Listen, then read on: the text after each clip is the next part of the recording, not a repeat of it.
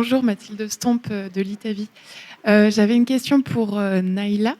Là, c'est une approche que vous avez avec des troupeaux de vaches, donc une approche qu'on peut avoir de façon assez individuelle avec chaque vache pour travailler sur les émotions, etc. Est-ce que vous avez déjà travaillé sur des productions plutôt de volailles, par exemple, où on a du mal à avoir cette approche plus individuelle avec les animaux? Et est-ce que vous êtes déjà posé la question de comment retranscrire cette méthode sur ce type de production où on est sur un nombre d'individus beaucoup plus important et moins cette approche individuelle? Alors, dans ma pratique, j'ai eu l'occasion fortuite d'être accueillie par une éleveuse qui avait un enclos avec des oies à l'intérieur pour accéder aux vaches. Et donc, quand on a commencé à s'approcher, les oies, elles ont commencé à manifester de la peur. Donc, j'ai demandé à tout le groupe de s'arrêter, d'attendre. Et donc, de la même façon, d'attendre que les animaux, pour les laisser en sécurité. Très vite, les oies se sont apaisées et à partir de ce moment-là, on a avancé, on est passé à côté de l'enclos des oies. Après, au retour, il n'y a plus de manifestation de la peur de la part des oies parce que on l'avait fait une fois à l'aller et une fois que c'est intégré quoi. Donc, j'ai pas trop d'expérience avec la volaille, mais dans les formations que je donne en acupuncture, il y a des éleveurs qui ont des poulaillers et donc ils mettent aussi ça en application quand ils rentrent dans le poulailler. Dès qu'il y a un mouvement les animaux manifestent, ils s'arrêtent, ils attendent, ça se détend, ils y vont et ils ont nettement moins, ils m'ont témoigné d'avoir nettement moins d'animaux qui partent et donc se font étouffer parce que ça fait un amas de volailles impressionnant et ça se passe beaucoup mieux quand ils prennent ce temps dès l'entrée du bâtiment à procéder de la même manière. Donc, même si je n'ai pas spécialement je m'occupe peu des volailles et tout ça, mais je sais que cette approche fonctionne de la même manière. Merci. Et je demande qu'à pouvoir expérimenter à plus grande échelle dans tout type de production. Je suis là pour transmettre ça aussi, quoi, sans souci. Merci. D'autres questions? Le micro arrive. Bonjour, Marie Dubarret de Josselin Port Abattage. Alors du coup, je reprends la question d'avant, mais du coup, dans un contexte un peu différent au niveau de l'abattage, donc un milieu très stressant pour les animaux, et donc pour la filière porcine, est-ce que ça pourrait être également transposable? Ah, totalement. Alors là, ça, par contre, j'ai beaucoup plus d'expérience avec les porcs qu'avec la volaille. Ça fonctionne vraiment. C'est important de prendre conscience que c'est un processus naturel partagé par tout le monde du vivant. Et donc là, ce qu'il y a, c'est aussi important que au niveau de vraiment prendre conscience que les animaux ressentent ce que l'humain a en eux, s'ils ont aussi ce déclencheur. Donc, le fait de transmettre ça aux éleveurs, de transmettre ça aux employés des abattoirs pour le transport et tout, ça permet vraiment de mettre l'animal dans des conditions favorables pour qu'il soit en sécurité, pour qu'il utilise sa propre capacité à résoudre ses émotions. C'est ça vraiment le message que je souhaite faire passer. C'est vraiment cette mise en lien entre ce qui se passe au niveau de l'humain et ce qui se passe au niveau animal, comme l'a témoigné Ludivine et Armand au cours de la vidéo. C'est vraiment prendre conscience que les animaux ressentent ce qui se passe en nous et donc à partir du moment où nous, on est serein par rapport à ça, on peut les mettre dans cette condition de sécurité pour eux et qu'ils utilisent leur capacité à résoudre leurs émotions. Elle est intrinsèque. Merci. Est-ce que vous avez une autre question ou d'autres questions avec des S? Voilà. Moi, j'ai une question pour Ludivine. Si j'ai bien compris, parce que je me plante dans tous les prénoms, donc il faut que je fasse gaffe, mais vous avez pris l'exploitation le 1er avril, et c'est pas une blague, c'était bien le 1er avril, là j'avais bien retenu.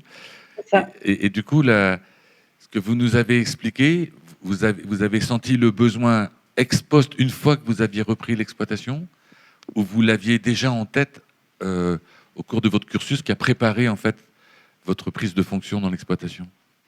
Alors non, je ne l'avais pas du tout avant, puisque je n'avais pas connaissance en fait de ces pratiques et de ces formations. Faut savoir qu'au début des formations, on a surtout commencé sur de l'aroma, des choses, enfin, comment je pourrais dire, un peu plus terre à terre, entre guillemets, des choses dont c'est dans l'air du temps, je dirais. Et quand j'ai eu cette reprise et où j'ai vu mes animaux partir en vrille quelque part, parce qu'on a eu beaucoup de réactions en chaîne suite à cette reprise brutale, on en a parlé avec Céline et Céline me dit, mais bientôt tu vas rencontrer Neila en formation et ça va t'ouvrir des portes. Et je pense que oui, c'est c'est une formation clé pour moi, puisqu'elle m'a permis de comprendre énormément de choses sur mon troupeau et d'appréhender les choses différemment, à me dire, voilà, tout n'est pas de ma faute, tout n'est pas de leur faute. C'est un souci de compréhension et il faut il faut les laisser comprendre la situation, leur montrer qu'on n'est pas là pour leur faire du mal ou quoi. Et depuis, déjà, moi, j'ai réglé mes problèmes émotionnels avec mon troupeau parce qu'il faut savoir que déjà, nous, quand on n'est pas bien psychologiquement, on ne peut pas forcément aider nos animaux à aller mieux. Et oui, il y a eu un réel changement depuis. Et je ne le dis pas parce que moi, seule, je l'ai remarqué. Je le dis parce que même des intervenants extérieurs qui viennent à la ferme nous ont dit, bah, dis donc, elles se sont vachement posées, vos vaches. Et rien que cette remarque, je crois qu'on ne pouvait pas me faire plus plaisir qu'en me disant ça. Et du coup, par rapport à dans le GI2E, vous êtes une dizaine d'éleveurs avec EES et des sans S, enfin sans E. Oui. Là, est-ce que, par exemple, vous voyez des différences entre de comportement et de gestion des émotions sur la base en fait de la structure de l'exploitation, les races que vous utilisez, les tailles d'exploitation, enfin bref, sur des caractéristiques plus structurelles des exploitations qu'il y a ou pas? Vous voyez ce que je veux dire? Aujourd'hui, je dirais qu'on le pratique tous en fait chez nous. Donc on a plus, c'est vrai qu'au début des visites, par exemple, on avait certains cheptels qui pouvaient être un peu plus, comment je dirais, un peu plus réactifs à voir du monde, à se dire, oula, il y a quand même beaucoup de monde qui arrive pour me manipuler. Aujourd'hui, le fait de l'avoir tous fait déjà chez nous, quand on arrive chez les autres, inconsciemment, on le fait nous-mêmes. On voit une bête un peu réactive, même si elle ne nous appartient pas. On le fait, cette résolution émotionnelle, et tout de suite, voilà, peu importe la race, peu importe l'âge, peu importe l'élevage, si on prend le temps de ces 3 petites minutes, on gagne tout, quoi. Parce que moi, je l'ai vu rien que chez moi, en ayant 2 races différentes, qui ne sont pas du tout pareilles, puisque bon, la blonde d'Aquitaine, c'est quand même assez nerveux. La Holstein, bon, c'est un petit peu nerveux aussi, mais c'est différent parce que c'est des vaches laitières. On est tous les jours avec elles à les manipuler matin-soir. Peu importe la race, ça fonctionne. Ok, on va prendre une dernière question. Là-bas, Romain. Ouais, vas-y, pardon, Morgane, s'il te plaît. Moi, j'en profite juste pour faire une petite remarque. Ça fait bien le lien avec l'exemple de c'est Noël, faut pas trop s'énerver quand même. Donc, observation et prendre le temps, on retrouve ces éléments clés de l'exemple que tu donnais hier, Pascal. Oui, bonjour, Laurence Finot, INRAE. Je voulais savoir si votre démarche est marginale dans le monde de l'élevage ou est-ce qu'il y a un engouement de la part des éleveurs, une demande croissante de la part des éleveurs pour justement adopter cette démarche-là? Alors, moi, je peux témoigner. Avant, je donnais des formations. Alors, j'intègre la résolution émotionnelle, comme je l'ai dit, dans la formation acupuncture. Et donc, au départ, les formations se déroulaient de façon surtout concentrée dans l'hiver. Maintenant, j'ai arrêté mon activité en cabinet parce que je me balade dans toute la France. Je suis appelée, là actuellement je suis en Savoie, et donc je fais des formations depuis le fin août à mi-juillet et la demande est croissante. J'ai un agenda qui est vraiment très très plein. Donc, au contraire, en plus, il y a eu différents articles dans des journaux spécialisés de presse agricole, que ce soit France Agricole, bovin lait, bovin viande.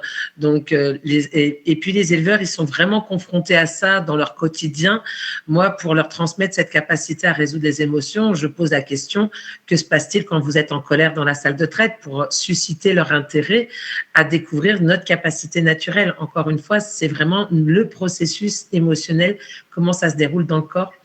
Et donc, ils sont vraiment dans ce désir-là de pouvoir adopter une autre façon de faire avec leurs animaux, quoi.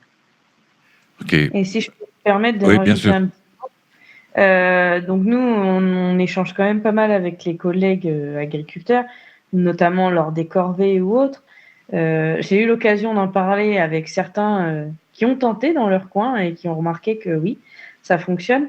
Et j'ai eu l'occasion aussi d'en parler parce que je suis une ancienne inséminatrice et mon frère est rentré dans la même entreprise que moi à l'époque, donc est inséminateur aussi. J'ai eu l'occasion d'initier un peu mon frère à ces techniques. Depuis, il a quand même vu de sacrées différences de par le comportement, sachant qu'il intervient dans tout type de ferme, dans tout type de race et dans tout type de contention. C'est-à-dire qu'il peut passer d'une simple corde à une contention où l'animal ne pourrait pas bouger. Dans tous les cas, il y a une réaction de peur parce que l'animal ne connaît pas la personne, ne connaît pas son intention. Il a réalisé ça et ça lui change la vie. Merci, Ludivine. Ok. Merci, c'est très intéressant aussi. Donc, merci beaucoup. Toutes les deux, à Armand, à vous tous et à vous toutes qui travaillez dans le GI2E. On demandera un jour, pour dire une bêtise, à Leila de venir à l'INRAE, parce que pour ceux qui ne savent pas, il y a une blague qui tourne, on dit les chercheurs à l'INRAE, c'est un troupeau de chats qui traverse une autoroute. Voilà. Donc il y a du boulot, voilà, pour un peu gérer leurs émotions. Mais bref, ça c'était une blague. Merci beaucoup. On va passer à la deuxième présentation. Vous restez pas. J'ai juste une petite question. Allez-y. Avant le reportage, une personne qui représente Interbev et les transports a intervenu en disant que dans les transports d'animaux, il y avait une démarche de fait. Je pense que j'aimerais bien m'échanger avec cette personne parce que nous, on est en conflit actuellement avec un transporteur. On n'est pas le seul éleveur à avoir eu un souci. On est très nombreux. On a contacté les vétérinaires de l'abattoir qui nous ont dit surtout ne travaillez plus avec ce commercial-là. Oui, d'accord, mais il n'y a rien de fait. Il intervient toujours, il ramasse toujours autant de bêtes et les conditions sont toujours aussi déplorables. Donc je pense que ces informations-là ont besoin d'être remontées. On n'a pas forcément les bons intervenants à qui faire remonter cette information-là. Donc si jamais il est ouvert à la discussion et à entendre mon histoire, ce qui s'est passé avec ce transporteur, et éventuellement à faire un peu bouger les choses là-dessus, moi, je serais très contente. Parce qu'aujourd'hui, c'est quand même... nos animaux, on y tient énormément.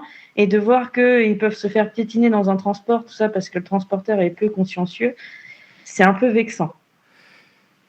Non, vous l'entendez pas parce qu'il n'y a pas de micro, mais il a dit aucun problème. Enfin, il a peut-être un micro.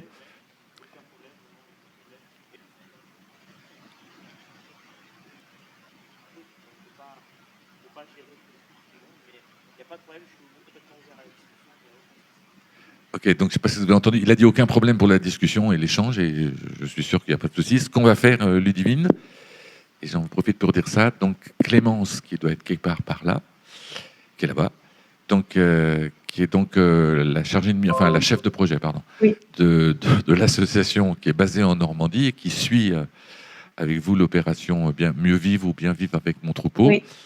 On passera par Clémence, qui va donc prendre les coordonnées et qui vous enverra ça, sans faute. Super, merci. Merci beaucoup à toutes les deux. Et donc, au revoir si vous devez nous quitter pour aller où vous voulez. Et merci beaucoup. Merci beaucoup. Merci.